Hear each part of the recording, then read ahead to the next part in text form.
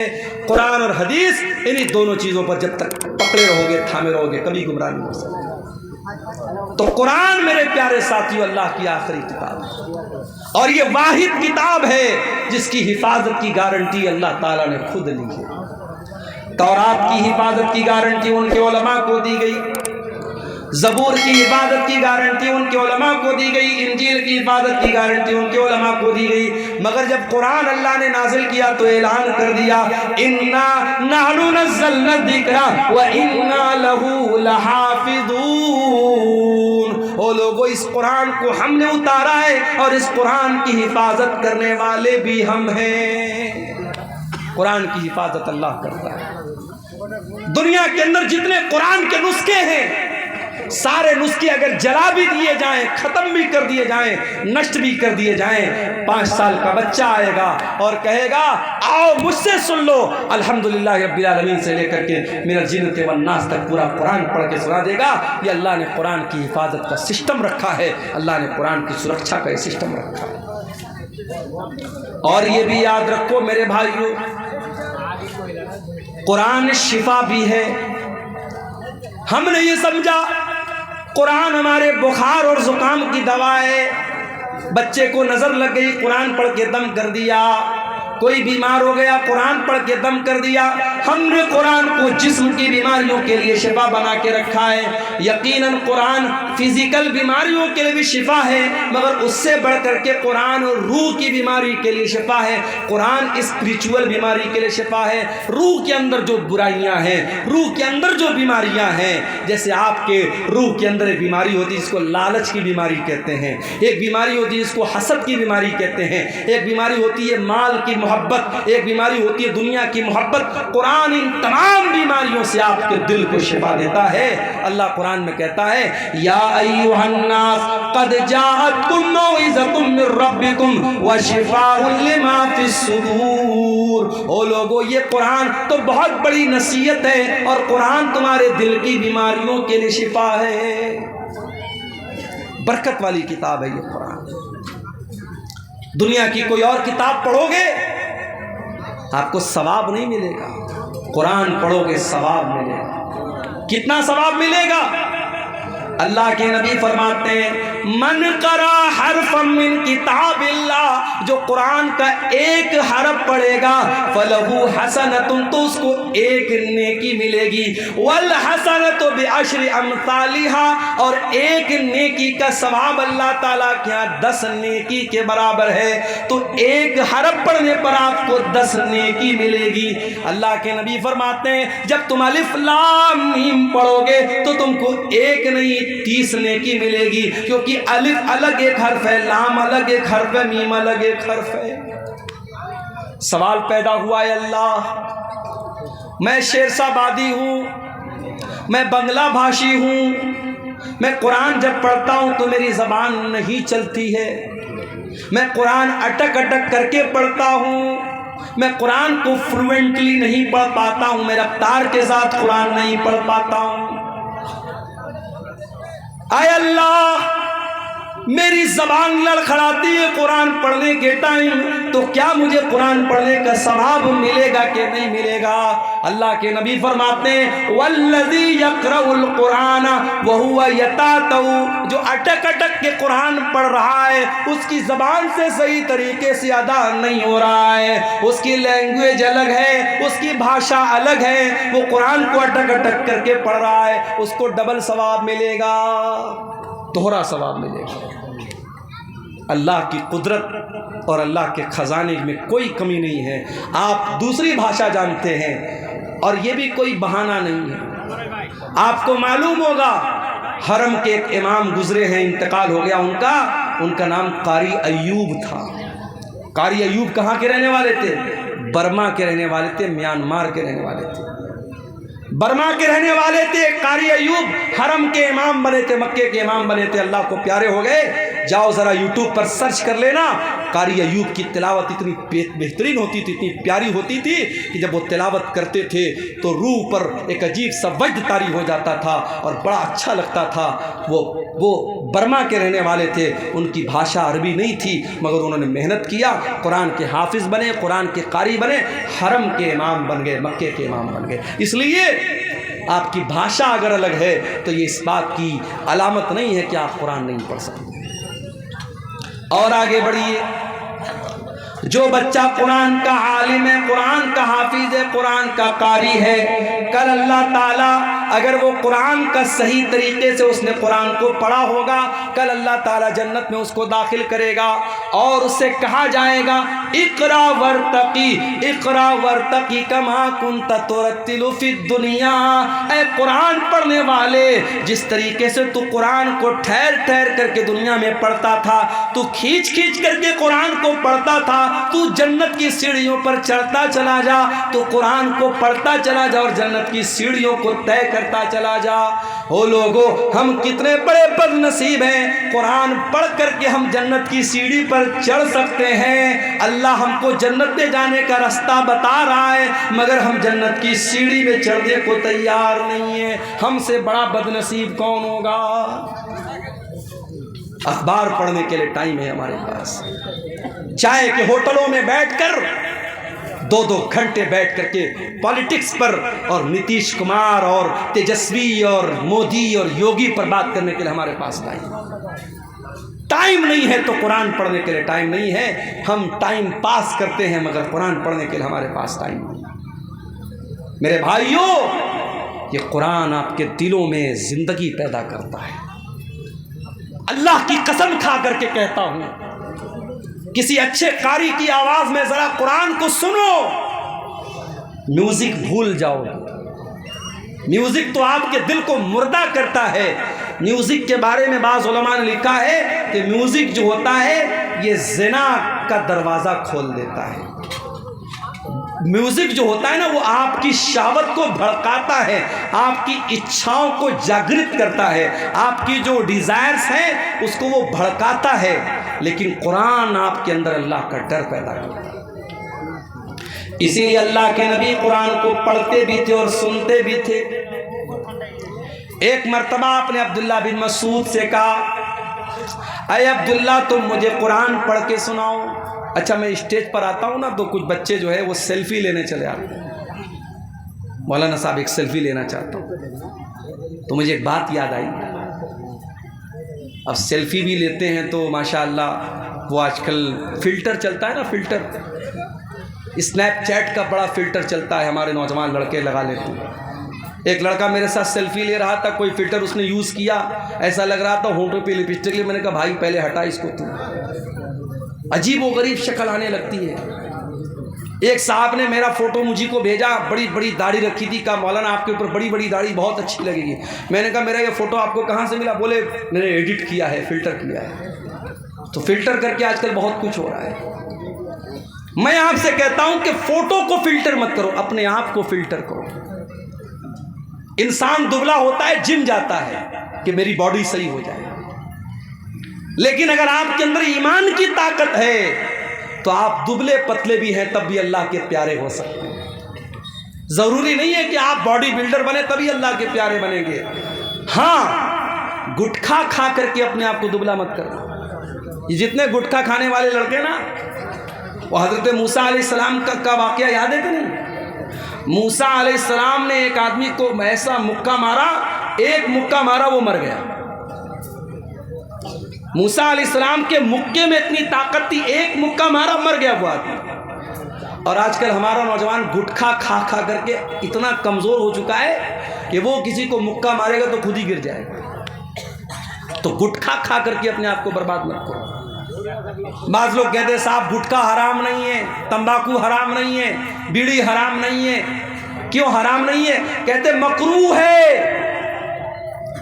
تمباکو اور بیڑی اور سگریٹ اور گٹکھا کو جو لوگ مکروہ کہتے ہیں وہ دین کا مذاق اڑاتے ہیں، کیونکہ گٹکا، تمباکو، بیڑی، سگریٹ، کھینی، یہ تمام چیزیں آپ کے شریر کو برباد کر رہی ہیں، اور جو چیزیں آپ کے شریر کو برباد کرے وہ حرام ہیں، وہ مکروہ نہیں ہے۔ معاف کیجیے، مکروہ کس کو بولتے ہیں؟ ایک سوال ابھی میرے پاس ہے، میری جیب میں پرچی رکھی ہوئی ہے۔ ایک صاحب نے سوال کیا، مولوی صاحب ذرا اس مسئلے کو بیان کر دیجئے گا کہ ایک آدمی جنگیہ پہن کر اور گمچھا رکھ کر کے سال کی سال نماز پڑھاتا ہے اور مسئلہ بیان کرتا ہے کہ نماز ہو جائے گی۔ دیکھو، نماز ہو جائے گی ایک الگ مسئلہ ہے، اور نماز اسی حالت میں پڑھنی چاہیے الگ مسئلہ ہے۔ نماز آپ جب پڑھیں تو بہترین لباس میں پڑھیں، جو لباس آپ عزت دار کا جو لباس ہے، جو آپ کہیں جاتے ہیں جو لباس پہن کے جاتے ہیں وہ لباس آپ پہن کر کے نماز پڑھیں۔ کسی کے یہاں شادی میں جانا ہو، آپ جنگیہ پہن کے اور گمچھا رکھ کر کے جائیں گے کیا؟ نہیں جائیں گے آپ۔ پردھان جی اپنے گھر پہ آپ کو بلائیں گے، آپ بہترین سفید کرتا پائجامہ پہن کر، خوشبو لگا کر، تیل لگا کر کے سج سمر کے جائیں گے کیوں آپ جنگیہ پہن کر اور گمچھا رکھ کر؟ نماز پڑھنے جا رہے ہو، اللہ کی عبادت کرنے جا رہے ہو اور گمچھا رکھ کر کے اور جنگیہ پہن کر کے نماز پڑھ رہے ہو، یہ مناسب نہیں ہے میرے بھائی۔ مکروہ اس عمل کو کہتے ہیں جو مستحب کے خلاف ہو۔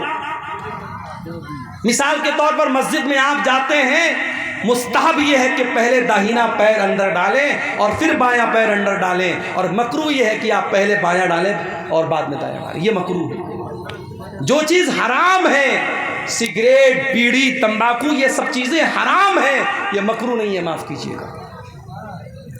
عبداللہ بن مسعود رضی اللہ تعالیٰ عنہ بہت دبلے پتلے تھے۔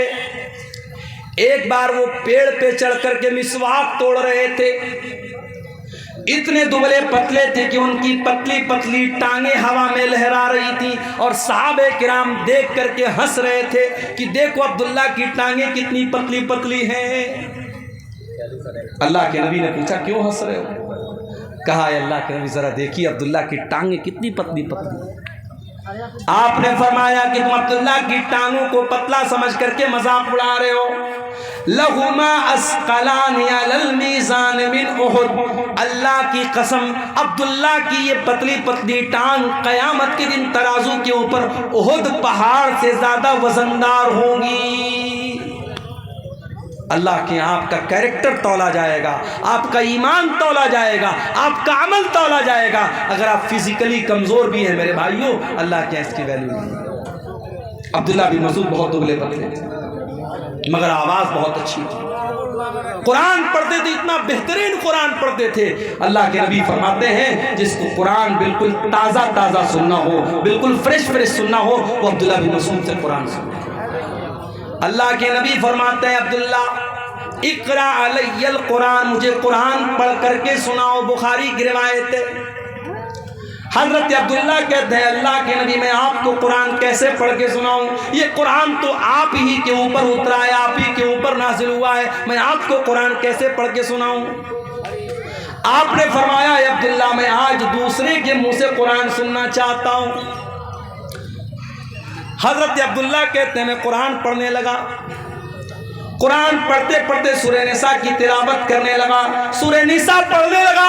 اللہ کے نبی غور سے سن رہے ہیں، میں قرآن پڑھتا چلا جا رہا ہوں۔ قرآن پڑھتے پڑھتے جب میں سورہ نساء کی اس آیت پر پہنچا، فَكَيْفَ إِذَا جِئْنَا مِنْ كُلِّ أُمَّةٍ بِشَهِيدٍ وَجِئْنَا بِكَ عَلَىٰ هَٰؤُلَاءِ شَهِيدًا۔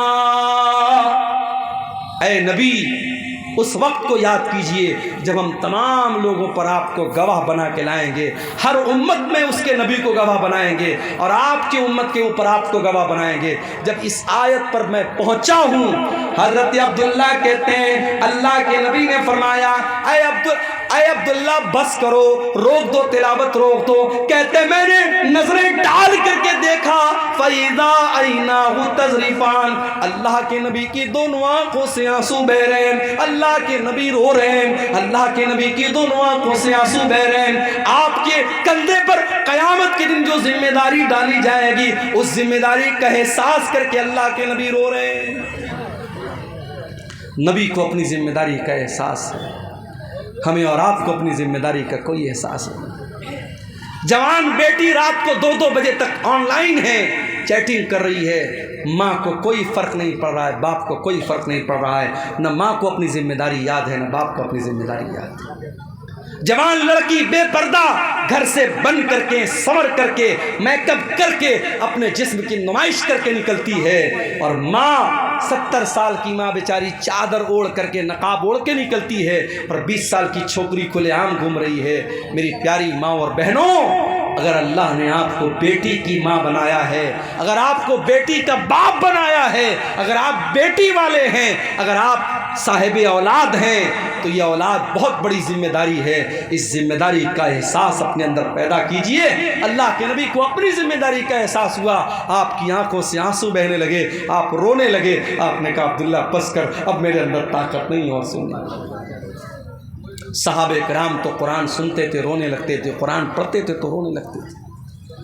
حضرت عائشہ کو دیکھو، حضرت عائشہ چاشت کی نماز پڑھ رہی ہیں۔ یہ چاشت کی نماز کون سی نماز ہوتی ہے؟ جانتے ہیں؟ کوئی جانتا ہے؟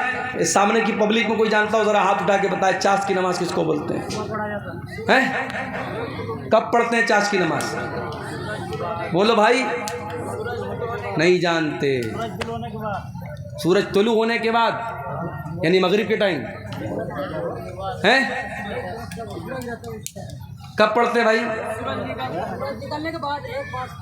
اچھا چلیے ماشاء اللہ، کچھ لوگ تو جانتے ہیں۔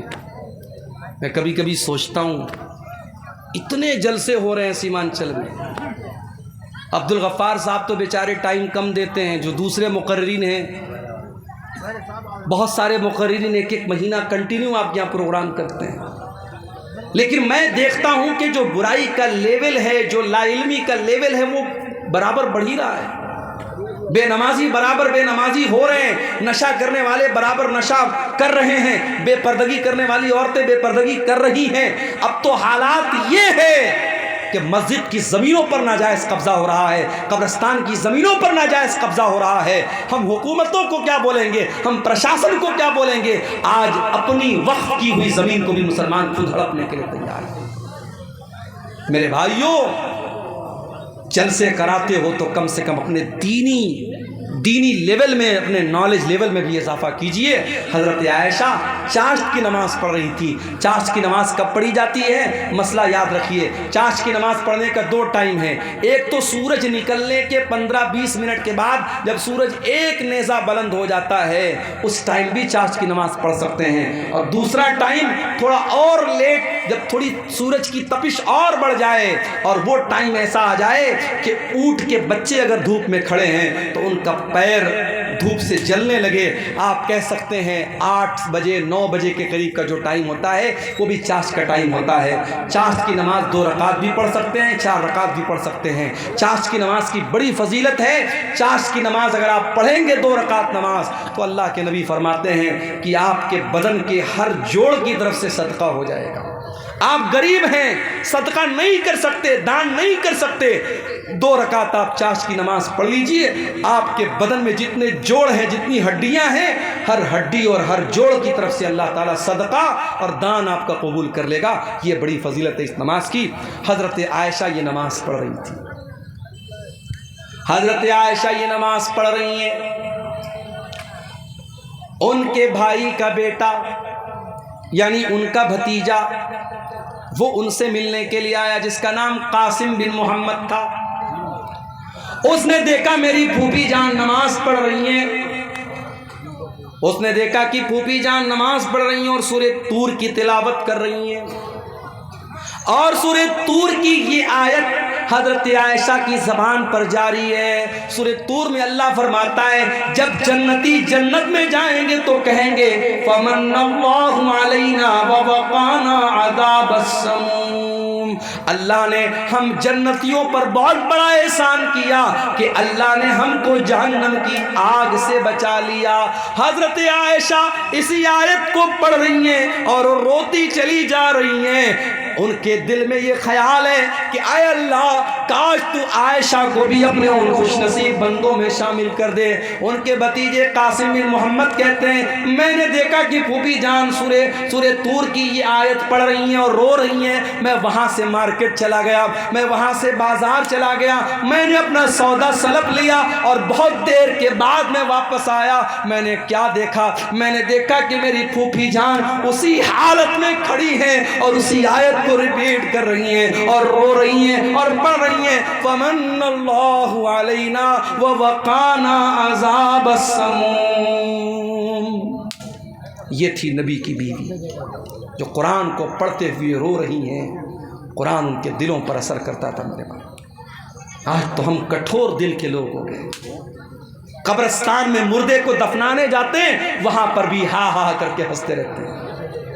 قبرستان میں کھڑے ہو کر کے ہم دنیا کی باتیں کرتے ہیں, پالیٹکس کی باتیں کرتے ہیں, راجنیتی کی باتیں کرتے ہیں.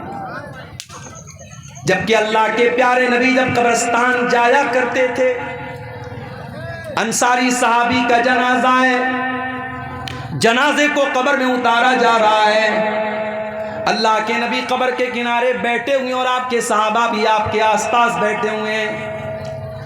آپ نے قبر کو دیکھا اور قبر میں اپنے صحابی کی لاش کو اترتے ہوئے دیکھا. اللہ کے نبی رونے لگے. فبکا, آپ کی آنکھوں سے آنسو بہنے لگے اور آپ بھی رونے لگے اور آپ کے آس پاس جتنے صحابہ تھے وہ سب رونے لگے.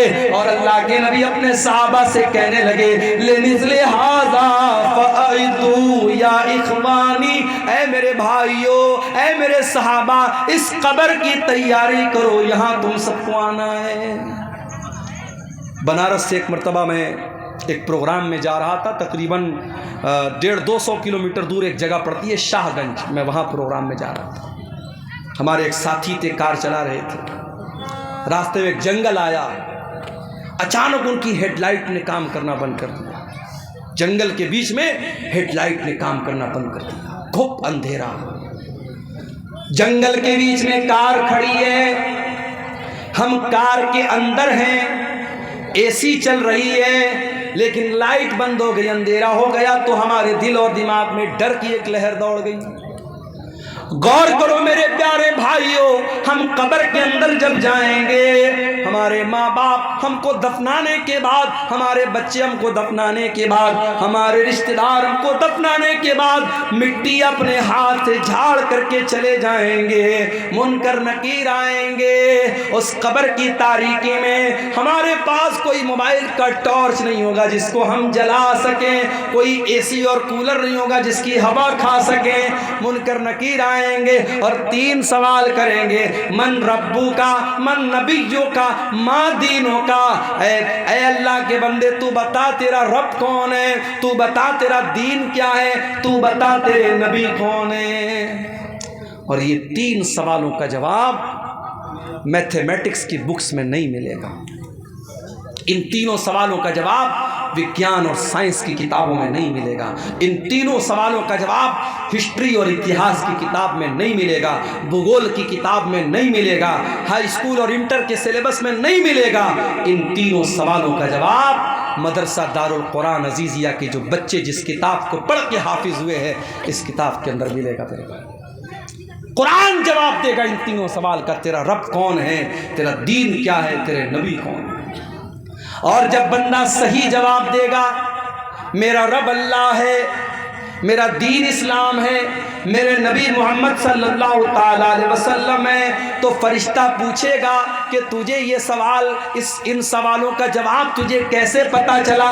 تو بندہ کہے گا قرأت کتاب اللہ, اے اللہ میں نے قرآن کو پڑھا تھا, میں نے اللہ کی کتاب کو پڑھا تھا, قرآن پڑھا تھا, اس لیے میں نے ان تینوں سوالوں کا جواب دیا ہے. تو میرے بھائیوں, اس کتاب پر آپ محنت کرو. اس کتاب کے پڑھنے والے یہاں بچے پڑھ رہے ہیں. مدرسوں کو حقیر مت جانو میرے بھائیوں, مدرسوں میں پڑھانے والے ان مولویوں کو حقیر مت جانو. کمیٹی کے لوگوں نے مجھ کو پرچی دی ہے کہ مولوی صاحب ذرا چندے کے لیے بول دیجئے, چندہ بہت کم ہوا ہے. یہ افسوس کی بات ہے, تکلیف کی بات ہے. اسی آپ کے شیرزابادی سماج میں فضول کاموں کے لیے لاکھوں روپے خرچ ہو جاتے ہیں. مشاعرہ ہو جائے ابھی لاکھوں روپے خرچ ہو جائے گا. کوئی فضول چیز ہو جائے، کوئی کھیل ہو جائے، کوئی ناچ گانا ہو جائے، لاکھوں روپیہ آپ خرچ کرنے کے لیے تیار ہو جائیں گے۔ یہ سال بھر کے مدرسے کا بجٹ آپ کے اس چندے سے چلتا ہے۔ اور آج اگر جلسے والوں کو اردو بھاشی مقرر سے یہ کہنا پڑے کہ چندہ کم ہوا ہے، آپ تعاون کی اپیل کیجئے، تو یہ ہمارے اور آپ کے لیے چلو بھر پانی میں ڈوب مرنے کا مقام ہے میرے بھائی۔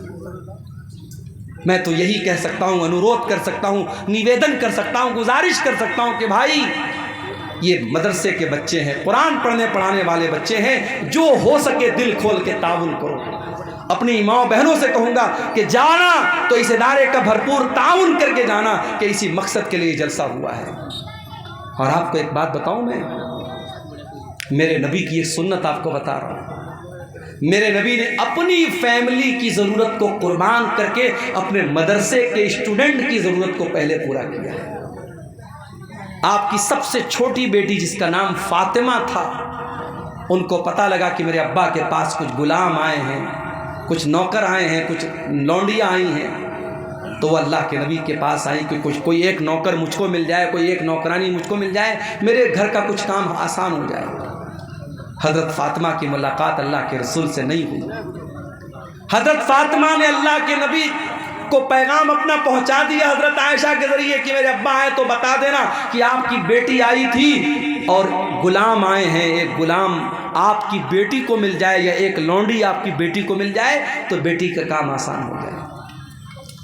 اللہ کے نبی شام کو آتے آپ کو معلوم ہوتا ہے کہ آپ کی بیٹی غلام کے لیے آئی تھی، نوکر کے لیے آئی تھی۔ بخاری کے الفاظ، اللہ کے نبی شام کو اپنی بیٹی کے گھر پہنچتے ہیں۔ حضرت علی کہتے ہیں ہم دونوں میاں بیوی بستر پر بیٹھے ہوئے تھے، اللہ کے نبی آتے ہیں، دروازہ کھٹکھٹاتے ہیں، اندر آتے ہیں اور بستر پہ آ کر کے اپنی بیٹی اور داماد کے بغل میں بیٹھ جاتے ہیں اور اللہ کے نبی اپنی بیٹی سے کہتے ہیں اے میری بچی، مجھے پتا چلا کہ تو غلام لینے کے لیے میرے پاس آئی تھی، تو لونڈی لینے کے لیے میرے پاس آئی تھی۔ اے میری بچی، ابھی تو میرے مدرسے کے جو طلباء ہیں، جو اصحاب صفہ ہیں، جو دین حاصل کرنے کے لیے جو میرے غریب صحابہ مسجد میں رہتے ہیں، اے میری بچی ان کے کھانے کا انتظام نہیں ہے، ان کے جینے کا انتظام نہیں ہے، اے میری بچی ان غلاموں کو بیچ کر کے پہلے میں ان کا انتظام کروں گا، اس کے بعد میں دیکھوں گا میری بیٹی کو کیا ضرورت ہے۔ اللہ اکبر۔ نبی کی سنت کو بھی آج زندہ کرنے کی ضرورت ہے میرے بھائیوں۔ اللہ کے نبی نے پہلے اپنی بیٹی کی ضرورت کو پورا نہیں کیا، پہلے اپنے مدرسے کے بچوں کی ضرورت کو پورا کیا۔ حقیر نہ جانو اس مدرسے کے بچوں کو۔ اللہ کے نبی فرماتے ہیں خیرکم من تعلم القرآن وعلمہ، تم میں سب سے بہترین انسان وہ ہے جو قرآن کو سیکھتا ہے، جو قرآن کو سکھاتا ہے، جو قرآن کا ٹیچر ہے، جو قرآن کا اسٹوڈنٹ ہے، اس سے بہترین کوئی انسان نہیں ہے۔ آپ کی نظر میں سائنس پڑھانے والے کی سیلری کتنی ہونی چاہیے؟ 20,000۔ آپ کی نظر میں گणت پڑھانے والے ٹیچر کی سیلری کتنی ہونی چاہیے؟ 15,000۔ اور قرآن پڑھانے والے ٹیچر کی 10,000، 8,000، 6,000۔ ابھی بنگال میں ہمارا ایک دوست رہتا ہے، ایک مدرسے میں پڑھاتا ہے۔ بنگال میں ممتا بنرجی جو ہیں وہاں امام کو بھی کچھ سیلری دیتی ہیں، بیچارہ اپنے محلے کی مسجد میں امامت بھی کراتا ہے، مدرسے میں بھی پڑھاتا ہے۔ پرائیویٹ مدرسے کے جو ناظم ہوتے ہیں، جو کمیٹی ہوتی ہے، جو سیکریٹری ہوتی ہے، وہ اپنے آپ کو مودی اور یوگی سے بھی بڑا ڈکٹیٹر سمجھنے لگتے ہیں۔ اس مدرسے کی کمیٹی کے لوگوں نے کیا کہا کہ مولوی صاحب آپ ہمارے مدرسے میں پڑھا رہے ہیں تو 24 گھنٹے آپ کو ڈیوٹی کرنا پڑے گا۔ کا کیا مطلب؟ کہا 2 بجے تک آپ کو بچوں کو پڑھانا ہے، پھر شام کو ہاسٹل کی نگرانی بھی آپ کو کرنا ہے، رات بھی یہیں گزارنا ہے، ہم آپ کو 12,000 سیلری دیتے ہیں، آپ سے سارا کام لیں گے۔ ہمارے دوست نے کہا کہ بھائی مجھے بخش دو، میں امام بھی ہوں اپنے محلے کی مسجد کا، میں ڈیلی آتا جاتا ہوں، میرا خیال کرو، میں رمضان میں اتنی محنت سے چندہ لاتا ہوں، میرا خیال کرو۔ کہا نہیں، کوئی خیال نہیں رکھا جائے۔ ڈکٹیٹرشپ چل رہی ہے مدرسوں کی مینجمنٹ کے اندر، اور ان پرائیویٹ پڑھانے والے غریب اساتذہ اور معلمین پر بڑا ظلم بھی ہوتا ہے میرے بھائی۔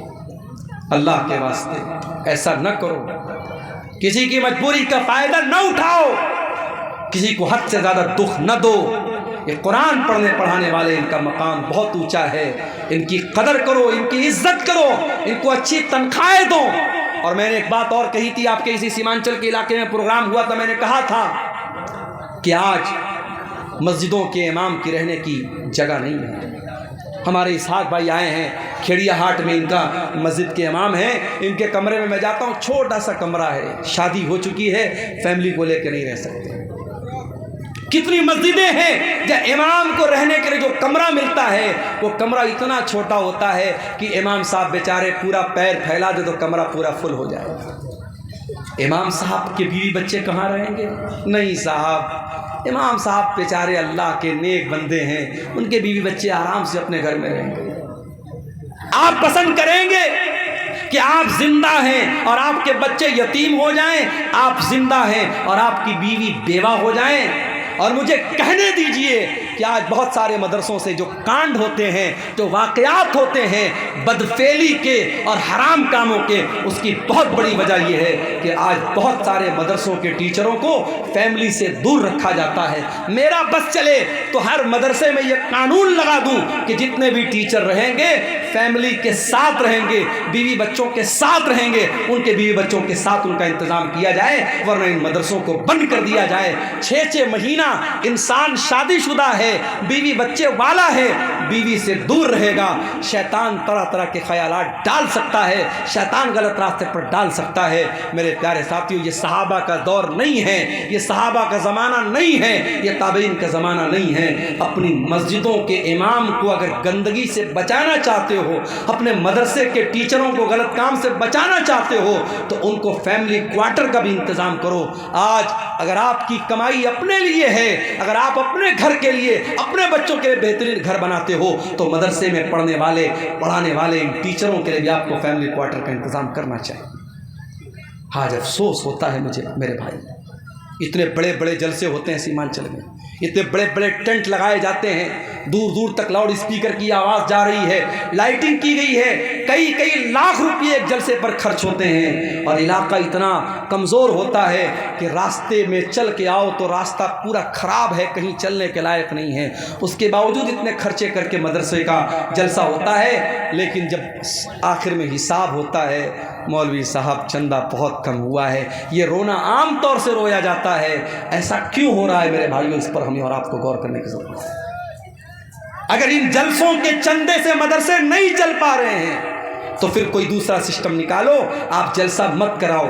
آپ سال میں پورے سیمانچل میں اگر 100 جلسے ہوتے ہیں، 100 نہ ہو 10 جلسے ہوں، 10 جلسے ہوں، اور 10 جلسے جو ہوں تبلیغی جلسے ہوں، دین پھیلانے کے لیے ہوں، کوئی میلہ ٹھیلا نہ لگے، کوئی لڑکیوں کا بازار میں ان کی بھیڑ نہ لگے، کوئی بے پردگی نہ ہو، قاعدے سے شریعت اور قاعدے اور قانون کے حساب سے پروگرام ہو، اور مدرسے کا چندہ آپ پرائیویٹ طور پر، انڈیویژول طور پر آپ دیں تو انشاءاللہ بہت حالات کی اصلاح ہو سکتی ہے۔ مگر مسئلہ وہی ہے، ہم سے جب کوئی پوچھتا ہے سیمانچل کا کیا حال ہے، زبان پر وہی لائن آتی ہے، وہی ہے چال بے ڈنگی جو پہلے تھی وہ اب بھی ہے، وہی ہے چال بے ڈنگی جو پہلے تھی وہ اب بھی ہے۔ دنیا کہاں سے کہاں پہنچ گئی، سیمانچل کا علاقہ آج وہیں کا وہی ہے، جہالت ویسی ہی ہے، غربت ویسی ہی ہے، دین سے دوری ویسی ہی ہے، بے پردگی دن بدن بڑھ رہی ہے، نوجوانوں میں شراب اور نشے کا رجحان بڑھ رہا ہے۔ میرے پیارے ساتھیوں، آؤ قرآن پر میں نے پوری تقریر قرآن پر کی ہے۔ ایک بڑی خاص بات اور آخری بات بیان کر کے بات ختم کروں گا کہ قرآن پر عمل بھی ہمیں اور آپ کو کرنا ہے۔ صرف قرآن کو پڑھنا کمال نہیں ہے، قرآن کو سننا کمال نہیں ہے، قرآن پر عمل بھی ہمیں اور آپ کو کرنا ہے۔ حضرت عمر فاروق کے پاس ایک آدمی آیا، اس نے حضرت عمر سے کہا، اے عمر تم ہمارے ساتھ ناانصافی کرتے ہو، اے عمر تم ہمارے ساتھ ناانصافی کرتے ہو، ہمیں پیسہ نہیں دیتے ہو، ہمیں تحفہ نہیں دیتے ہو۔ حضرت عمر بڑے غصے والے آدمی تھے، حضرت عمر کو غصہ آ گیا، ان کا ہاتھ ان کی تلوار کی طرف جانے لگا۔ ان کے دربار میں ایک آدمی تھا، اس نے کہا کہ اے عمر ابن خطاب، کیا آپ نے اللہ کا کلام نہیں پڑھا ہے؟ کیا آپ نے رب کا قرآن نہیں پڑھا ہے؟ اللہ قرآن میں کہتا ہے خذ العفو وامر بالعرف واعرض عن الجاہلین، اللہ قرآن میں کہہ رہا ہے کہ اے میرے بندو معاف کر دیا کرو اور نیکی کا حکم دیا کرو اور جاہلوں سے منہ نہ لگا کرو، جاہلوں کو نظر انداز کیا کرو۔ اے عمر یہ انسان جاہل ہے، اس کے منہ نہ لگیے، اس کو نظر انداز کر دیجئے۔ جب قرآن کی آیت پڑھی گئی حضرت عمر سرنڈر ہو گئے، حضرت عمر فوراً ٹھنڈے پڑ گئے۔ اور حدیث کے الفاظ ہیں، بخاری کی روایت ہے وَقَانَ وَقَافًا عِنْدَ کِتَابِ اللَّهِ۔ حضرت عمر کی عادت تھی اگر قرآن پڑھا جاتا تھا اور قرآن کا کوئی حکم پیش کیا جاتا تھا، حضرت عمر فوراً سرنڈر ہو جاتے تھے اور مان لیتے تھے۔ میرے عزیزو، قرآن کی روشنی میں اپنی اصلاح کرو۔ قرآن کہتا ہے نماز قائم کرو، مسجدیں آج ویران ہیں۔ قرآن کہتا ہے زنا کے قریب مت جاؤ، اور آج زنا کے اڈے مسلمانوں سے آباد ہیں۔ قرآن کہتا ہے وَلَا يُبْدِينَ زِينَتَهُنَّ، عورتیں بے پردگی نہ کریں، اور آج ہماری اور آپ کی عورتیں بے پردگی کر رہی ہیں۔ قرآن کہتا ہے نشے کے قریب مت جاؤ، اور آج ہمارا نوجوان نشہ کر رہا ہے۔ قرآن کہتا ہے نماز اپنے ٹائم پر پڑھو، ہمارا نوجوان آج نماز سے دور ہے۔ قرآن کہتا ہے لوگوں سے بہترین اخلاق سے پیش آؤ، ہمارا نوجوان آج جو ہے وہ اخلاق کے معاملے میں بھی بڑا کمزور ہے۔ میرے پیارے ساتھیوں، قرآن پر آج عمل کرنے کی ضرورت ہے۔ اور اللہ قرآن میں جب قرآن کی فضیلت بیان کرتا ہے تو ساتھ میں یہ بھی کہتا ہے کہ یہ قرآن لیدبروا آیاتہ، قرآن تدبر کرنے کے لیے، قرآن غور کرنے کے لیے ہے۔ میرے عزیزوں، ڈیلی آدھا گھنٹہ صحیح، 1 گھنٹہ صحیح قرآن پڑھنے کے لیے ٹائم نکالو۔ آج بنگلہ بھاشا میں قرآن کا انواد موجود ہے، اردو زبان میں قرآن کا ترجمہ موجود ہے، انگلش میں قرآن کا ٹرانسلیشن موجود ہے۔ جو زبان آپ کو آتی ہے، جو بھاشا آپ کو آتی ہے، اس بھاشا میں قرآن کو لے کر کے بیٹھ جاؤ۔ آدھا گھنٹہ، میں زیادہ نہیں بولتا، آدھا گھنٹہ ڈیلی آپ قرآن کو دینا شروع کر دو۔ میں نہیں کہتا کہ موبائل کو آپ جو ٹائم دیتے ہو وہ آپ قرآن کو دے دو، وہ دے دو گے تو زندگی سنور جائے گی، لیکن کم سے کم منیمم آپ آدھا گھنٹہ قرآن کو ٹائم دو۔ میرے بھائیوں، آپ غور کریں گے زندگی میں برکتوں کو، آپ غور کریں گے، محسوس کریں گے زندگی میں برکتوں کو۔ آج افسوس کی بات یہ ہے کہ ہمارے پاس قرآن پڑھنے کے لیے ٹائم نہیں ہے۔ دنیا جہان کی کتابوں کو ہم پڑھتے ہیں لیکن قرآن کو نہیں پڑھتے ہیں۔ میرے بھائیوں، بزنس آپ کرتے ہیں، کاروبار آپ کرتے ہیں، کاروبار میں پروفٹ بھی ہوتا ہے، لاس بھی ہوتا ہے، فائدہ بھی ہوتا ہے، نقصان بھی ہوتا ہے، مگر قرآن کی تلاوت ایک ایسی تجارت ہے، ایک ایسا بزنس ہے جس میں کبھی گھاٹا ہونے والا نہیں ہے۔ اللہ قرآن میں فرماتا ہے ان الذین یتلون کتاب اللہ، جو لوگ قرآن کی تلاوت کرتے ہیں، واقاموا الصلاۃ، نماز قائم کرتے ہیں، وانفقوا مما رزقناہم سرا وعلانیۃ، اور جو روزی ہم نے دی ہے اس میں سے خرچ کرتے ہیں، کھل کر کے بھی خرچ کرتے ہیں اور چھپ کر کے بھی خرچ کرتے ہیں۔ اللہ فرماتا ہے یرجون تجارۃ لن تبور، قرآن پڑھنے والا ایسا بزنس کر رہا ہے، ایسا ویاپار کر رہا ہے جس میں کبھی گھاٹا ہونے والا نہیں ہے۔ میرے پیارے ساتھیوں، آج کی پوری تقریر اسی قرآن کی فضیلت اور قرآن کی خصوصیات پر ہوئی ہے۔ یہ پوری تقریر سننے کے بعد بھی اگر ہم قرآن کو نہیں پڑھتے ہیں، قرآن پر غور نہیں کرتے ہیں، تو میں سمجھوں گا آپ ایک کان سے سننے آئے تھے اور دوسرے کان سے آپ نے اڑا دیا۔ لیکن ہاں، اتنے بڑے مجمع میں ہماری مائیں بہنیں بھی ہیں اور آپ بھی ہیں، کوئی ایک اللہ کا بندہ بھی اگر ایسا ہے جو آج کی تقریر سننے کے بعد یہ طے کر کے یہاں سے جائے کہ ہاں اب اپنی زندگی میں ہم قرآن کے لیے بھی ٹائم نکالیں گے، قرآن پر ہم محنت کریں گے، کچھ قرآن مدرسے کو دے دیں گے، کچھ قرآن مسجد میں رکھ دیں گے، کچھ اپنی کمائی کا حصہ ہم قرآن پڑھنے والے بچوں پر خرچ کریں گے، کچھ کمائی کا حصہ ہم دینی اداروں پر خرچ کریں گے، تو انشاءاللہ ہم جو ہے اس کا اثر اپنی زندگی میں میرے پیارے ساتھیوں محسوس کریں گے۔ جاتے جاتے ہمارے جو یوٹیوبر بھائی ہیں ان کو 2 پیغام دے کے بات ختم کرتا ہوں۔ دیکھو بھائیوں، مجھے آپ سے کوئی بیر نہیں ہے۔ میں ہر بار جب میں دورے پر آتا ہوں مجھ سے لوگ کہتے ہیں شیخ صاحب یوٹیوب والوں کا کیا ہوگا، لیکن جب میرے پاس وہ میسج آتا ہے مولوی صاحب آپ کی تقریر پر لڑکی کی تصویر بنی ہے، آپ کی تقریر پر مودی جی کی تصویر بنی ہے، آپ کی تقریر پر بھڑکاؤ جو ہے ٹائٹل دیا گیا ہے، بہت تکلیف ہوتی ہے۔ مقصد کیا ہے؟ ویو حاصل کرنا۔